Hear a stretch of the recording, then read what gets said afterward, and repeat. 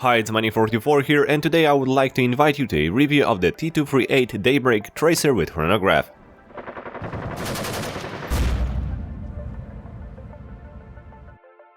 Tracer for the review was provided by T238. Tracer unit with Spitfire function and chronograph, with convenient screen and good menu navigation. All this encased in aluminum and carbon fiber. This is what Daybreak from T238 is in a nutshell. So let's see how it's built, how it works and what features it has. But let's start with a small unboxing.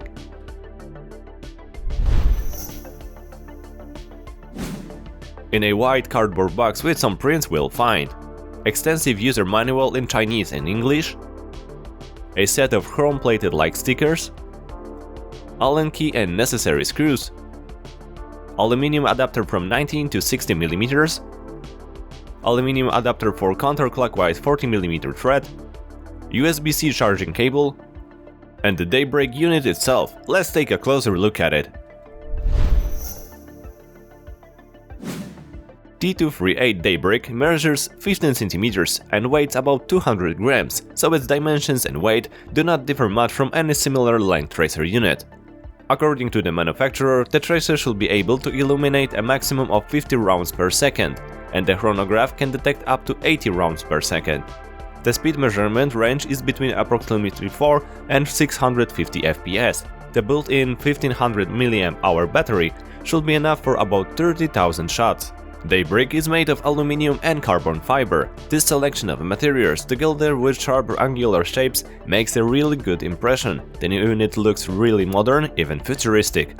Looking from the front, we'll find 3 RGB LEDs responsible for the Spitfire function, and under them there is a rubber cover for the USB-C port. On the right side, on the carbon fiber panel, there is inscription T238 Tracer Unit Chrono version Daybreak.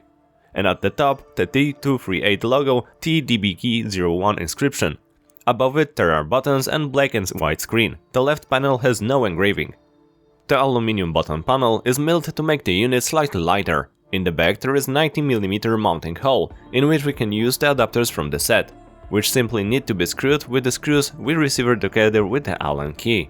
Thanks to the fact that we can screw the adapter onto the replica separately and then screw the unit to it, we'll always be able to set the tracer in the right orientation, regardless of the replica. Additionally, the hole is moved as far up as possible, thanks to which the tracer has a very low profile, and in case of pistols it should not enter the aiming line.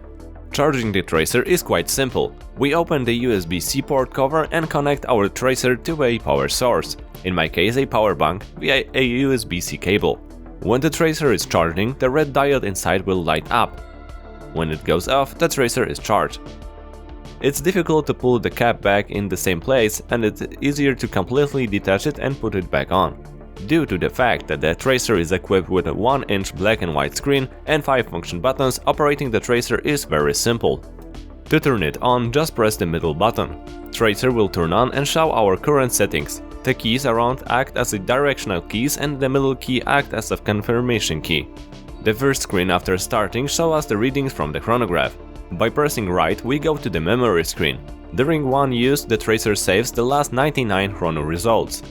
Another press to the right takes us to the settings.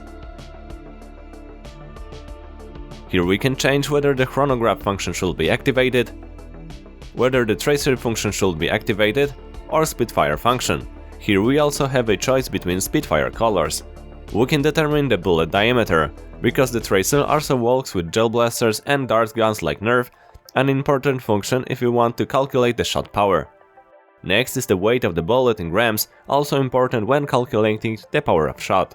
The next menu is for the screen. We can set time after which it should turn off, between 5 and 30 seconds, or never turn off. Here we also set the brightness of the screen backlight. The next setting is responsible for the time after which the tracer is turned off automatically in case of inactivity. We have a choice of 20, 40 or 60 minutes. The last menu is responsible for measurement unit. We can choose measurement speed in feet per second or meters per second, and measuring the rate of fire in rounds per minute or rounds per second. When shooting, the bullet speed is displayed in the upper part of the screen, in my case in feet per second, that is FPS. and at the bottom the power in joules, provided that we have set the caliber and bullet weight appropriately, otherwise the calculations will be incorrect. The rate of fire will appear in the middle of the screen with it exists 2 RPS. Moving to the right we can see the device's memory where we can find up to 99 last shots. And when we press the middle key, a window will pop up with the information about the highest and the lowest score and the average. To turn off the tracer, just hold down the middle button in the main menu. I also compared the results with my X-Cortex X3200 chronograph, which you know from my videos. I first shot through the chronograph itself, then through the Daybrake. And taking into account the spread of my replica, I conclude that the results are similar enough to be called reliable. I will try to show you the colors of the Spitfire function, unfortunately it's difficult to show it well in the recording. In reality the effect is brighter, but let's see what colors we have to choose from. The tracer function is also turned on. Important thing, the camera sometimes fails to register the flash, but I assure you that the tracer flashes with every shot. White,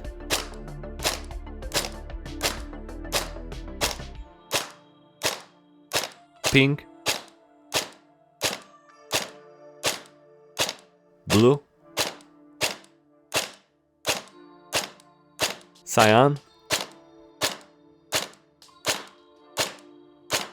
green, yellow,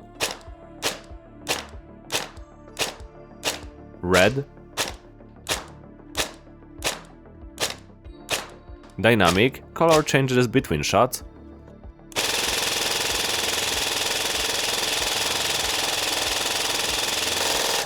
and rainbow. As I mentioned it, we can use the tracer function itself or the Spitfire only.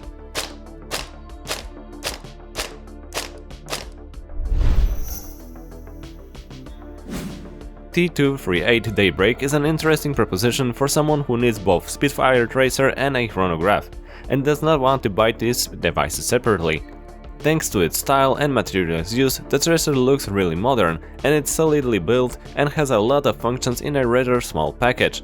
Operation is easy and quite intuitive, and the bright black and white screen is very readable. Daybrake may be an ideal solution for someone who often upgrades their replicas. Probably everyone has a situation where the replica shoots great at home, but not at the field. And when the replica behaves strangely during the game, the ability to check the chronograph results at the moment can help in diagnosing the problem. Additionally, the Daybrake is so small that it won't take up much space in your backpack, and you can take it with you to every game to always have a chrono with you. In addition, the mounting system lets the Daybrake to be set perfectly with any replica. I count all these things as a big plus.